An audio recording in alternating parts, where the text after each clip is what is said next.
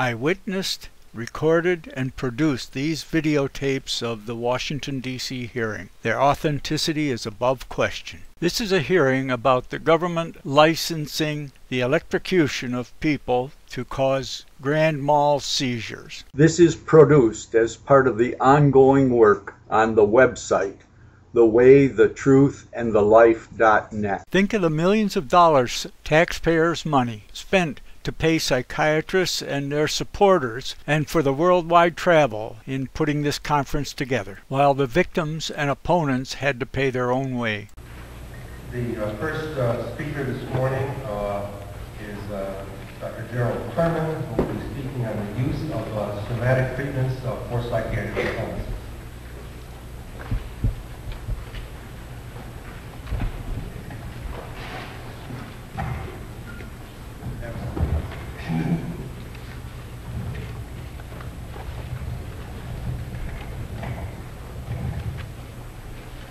For those of you who wish to follow some of my remarks, I would refer you to pages 18 and 19 of the booklet. But I shall go beyond the tracing which was submitted to discuss some general issues related to the nature of scientific investigation and the role of government. We are here to exchange ideas and concepts and data about the place of ECT in the treatment of mental illness. As has been pointed out, this represents an important interface between medical science and public policy. The controversies around ECT are part of a more intense, larger set of debates about the nature of mental illness itself and about the appropriate use of a variety of biological treatments, including psychosurgery, psychoactive drugs, biofeedback, in the treatment of such conditions. Now, ever since the beginning of public concern about mental illness, there have been controversies about the nature of the scientific evidence for one form of treatment or another, and the appropriate role of government in adjudicating such disputes and in protecting the public at large, and particularly patients under its custody or stewardship.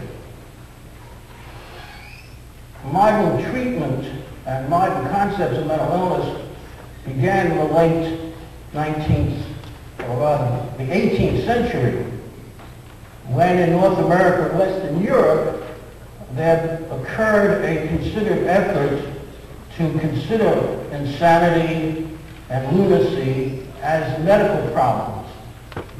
And the first representation of that effort came in the creation of mental hospitals, or as they were called then, the asylums. In almost all the cities of North America and Western Europe, public groups, including those under governmental support, led to the creation of medical asylums. Now, this is not to say that public had no prior responsibility for such patients. They were often, however, treated in religious institutions or in the jails or penal institutions. The most significant public event was that in France, when Pinel was appointed the first medical superintendent of the Salpêtrière, and there is the famous painting of him striking the chains from the patients under his supervision. Pinel was not the first superintendent of that institution. He was the first medical superintendent.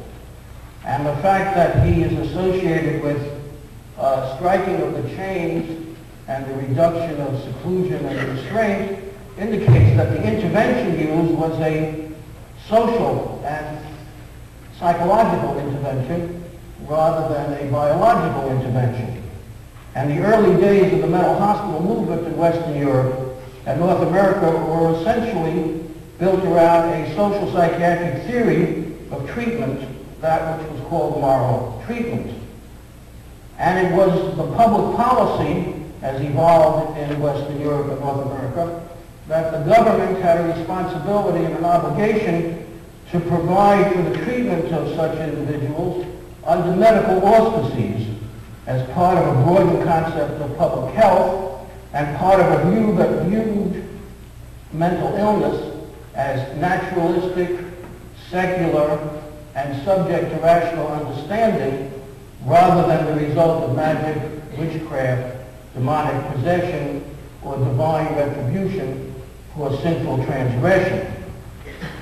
Now, in the United States, the embodiment of that policy was the mental hospital movement, whose success has been signified in the work of Dorothea Dix.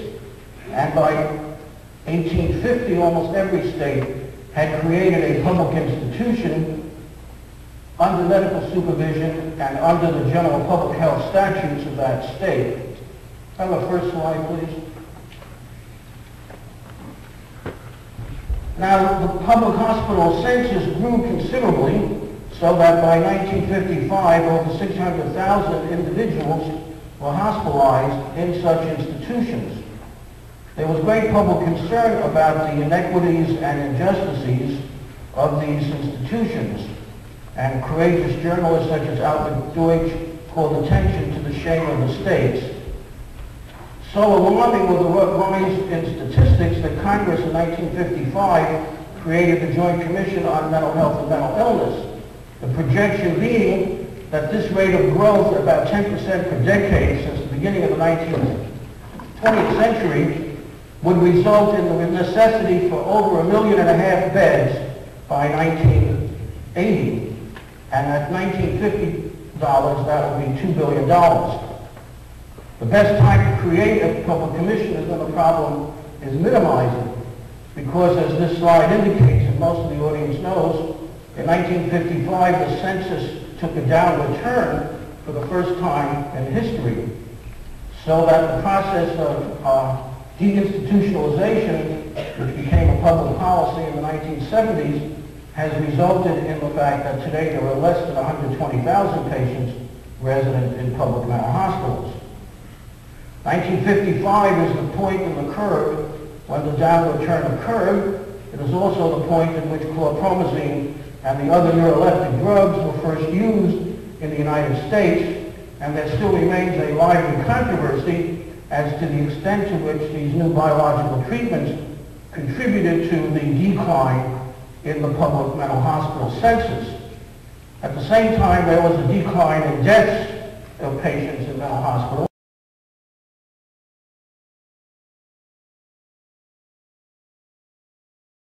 At your FDA hearings, the testimony on the reclassification of electroconvulsive devices cited the literature as whether signed or false.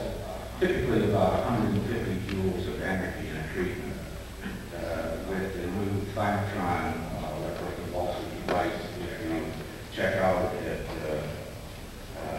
400 volts, maximum of 0.9 amps, and 320-some millisecond pulses.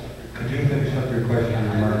Yeah, I would like somebody to tell me. I'm a teacher as well as a physicist, and I brought a kilogram with me. Teachers like to demonstrate. Now, this is a kilogram point. It's 2.2 pounds. Heavier than a hammer I used to hit an amp.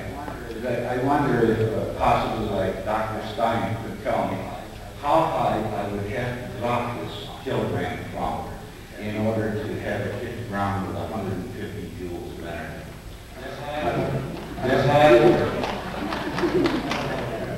I don't know if that question is in the purview of the panel, but that should be important. I'd like to go on to the next question. This is only 10 joules of energy. You're talking about dropping it from higher than a 5-story building. That's physics. Supposed to be in pre-med bed drops. Thank you. I never dropped. All right, out with your gums. All right, out with your gums. Out with your gums. It is won't hurt and be over. It is won't hurt and be over. What's that, huh? Conductant. What's that? Conductant. Oh, that will do ya. Oh, that will do ya. Mr. Jackson. Mr. Jackson. Open your mouth. Open your mouth. What's that? So keep you from biting your tongue. So keep you from biting your tongue. Just bite down on it. Now just bite down on it. That's right. Just bite down. Now bite down. Now bite down on it.